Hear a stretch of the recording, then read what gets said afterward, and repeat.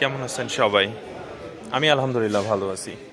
একটা অ্যালার্মিং বিষয় হলো ভিডিও মেক করতে যে অনেক দুর্ঘটনার কথা আমরা সবসময় শুনছি, তাই না? আজকে একটা ব্যাপার দেখলাম যে চলন্ত ট্রেন চলে যাচ্ছে। একটা চ্যানেলে, লোকাল চ্যানেলে কথাটা বলল যে দেখলাম ভিডিও যে ছোট ছোট বাচ্চারা একদম পাশে দাঁড়ায় আছে এবং ট্রেনের বাতাসটা এমনভাবে গেল যে আর অল্প কিছু যদি ডিস্টেন্সটা না থাকতো তাহলে 4 থেকে 5টা বাচ্চা নিমিষে এই জায়গায় শেষ।